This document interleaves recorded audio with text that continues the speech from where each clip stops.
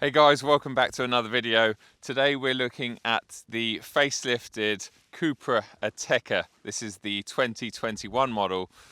The first car I actually got off Seat, or Cupra UK, was the pre-facelift version of this car. I filmed that about 2 years ago and I actually really enjoyed that car. There's a link to that video up here somewhere. The one thing that I wasn't too impressed with was the way it looked. It wasn't sporty looking.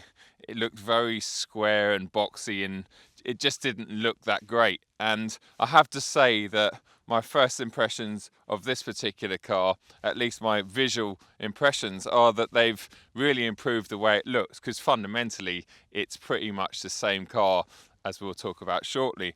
So they've redesigned the front end, front bumper, changed a few bits around the side and the rear, but all of those small little changes have somehow rounded off the shape of this car, and in my eyes anyway, it looks better than its predecessor. Inside and under the skin, it's pretty much the same as the pre-facelift car, so we still have the EA888 engine, which is a 2-litre 4-cylinder turbocharged unit, produces about 300 horsepower and 400 newton meters of torque, and that's linked up to the Volkswagen Group's 7-speed DSG gearbox, and this is an all-wheel drive platform. Its claim 0 to 62 figure has actually dropped a little bit, and that's to do with a new, more sophisticated traction control system, which we'll talk about once we jump inside the car, but otherwise there's not too many other changes. The list price for one of these Cupra Atecas in the UK on the road is £39,000, and I'm happy to report that this press car doesn't have one single option on it, nothing. This is a base spec car. Even the paint is an FOC option. Although I say I'm happy to report that, it doesn't have heated seats, which is a bit of a shame, especially when it's this cold. Right, I'm going to jump inside and warm up. I'll see you in there.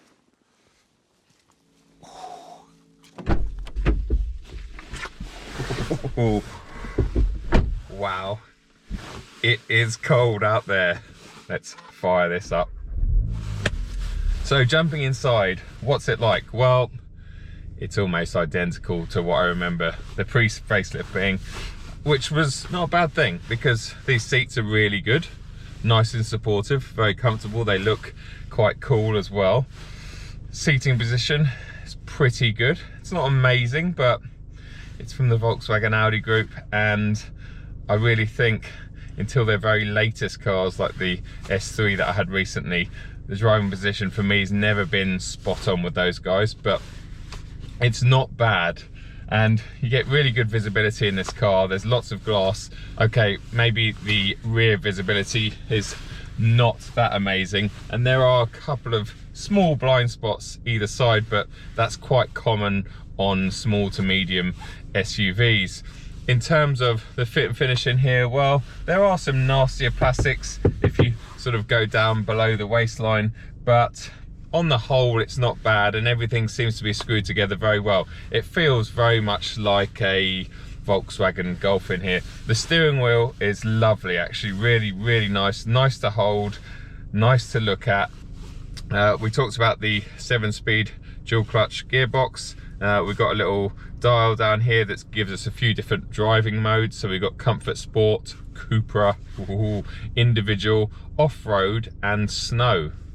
Probably almost relevant for today, but yeah, that's handy, and it does actually make quite a big difference.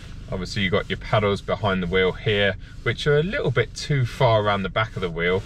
Comes with a lot of standard equipment. So we've got things like the virtual cockpit, we have got things like the surround view, or top view if you want. It's cruise control. It's good enough stereo system. The infotainment system's okay. It's predominantly touchscreen, and I believe that the actual screen itself has grown by about 1 inch over the pre-facelift. Like we said outside, the one thing to me that really is missing on a car that's sold in the UK is the heated seat option. Now that is available and does come standard on the next model up that comes with, I think it's the comfort and sound pack, but you've got to spend about an extra £2.5 grand to get that model. So I don't know, but saying that, the Alcantara on these seats has warmed up very quickly with me sitting here, and I think, yeah, if it was a full leather interior, then you really would struggle this time of year. Something else that I'm going to say I'm missing, you probably know what I'm going to talk about. Yeah, the pan roof. I always love pan roofs, especially in SUVs or estate cars. Not too bad sitting in the front here, but when you jump in the back, it gets a little bit claustrophobic. And I think with the interior just being so black in here, you know, black seats, black everything, black trim, there's really nothing to brighten up the cabin, and I think a nice glass roof would do that. But the good news is that is an option for about £1,000, so I would definitely look at getting one of those on your Ateca. I don't know what the monthly difference would be, but if you're buying it on finance, I can't imagine it would be a massive difference. And I really do think that it will add to the cabin, especially if you've got kids or passengers regularly in the back. It really will make their journey a lot more pleasant. Talking of journeys, let's go and take this for a drive and talk about what it's like.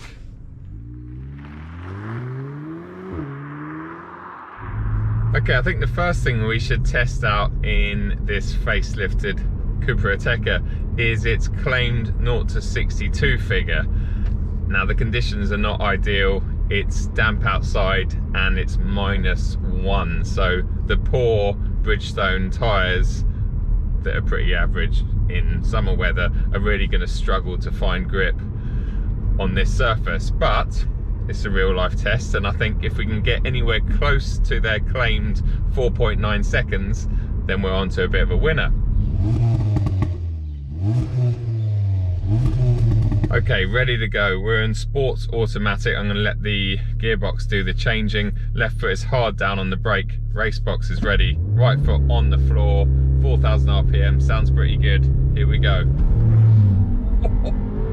Bit of wheel spin. Second. Third, there we go. 4.59 seconds.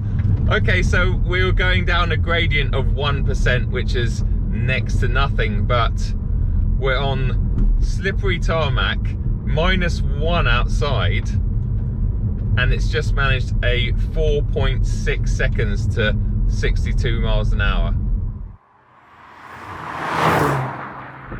Well, I'm sure you agree, 4.6 seconds to 62 miles an hour in these conditions is really, really impressive, because they're far from ideal, and I'm in no doubt this car's even quicker than that, which makes it a very, very quick little car, like very fast. I'm really, really impressed with that.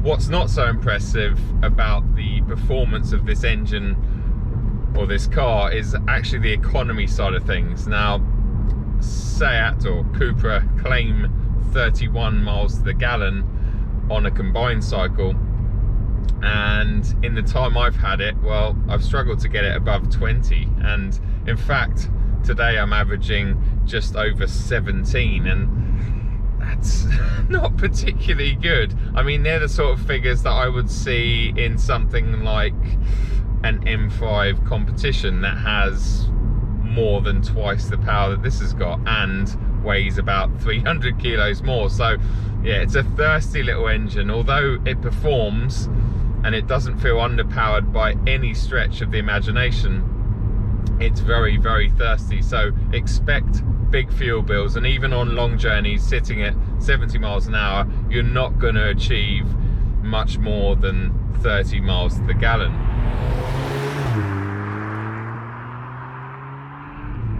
What does it feel like along a typical British road? Well, when you've knocked it back into comfort, the ride quality is actually really, really good. This is on the standard 19-inch wheels, and there's not a massive amount of sidewall, so it really is the suspension you're feeling, and I have to say it's very, very comfortable in here.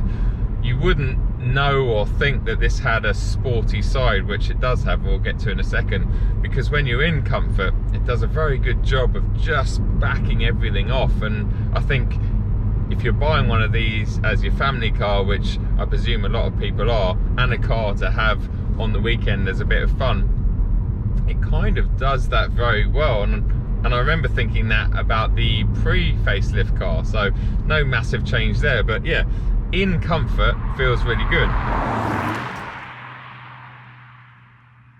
Now let's knock it into sport and then into Cupra. Move that over to give you a manual gearbox or paddles, although this is DSG and it will change if it gets up high in the rev range and it thinks you're going to get anywhere near the limiter, which is a little bit frustrating.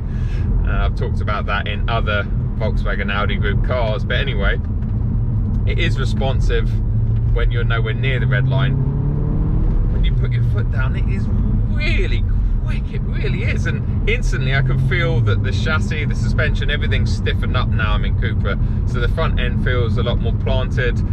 The ride quality is not as good, but it's still not overly stiff, but wow, it accelerates hard, and there's loads of mid-range as well. It's not just all at the top, it's a really strong little motor.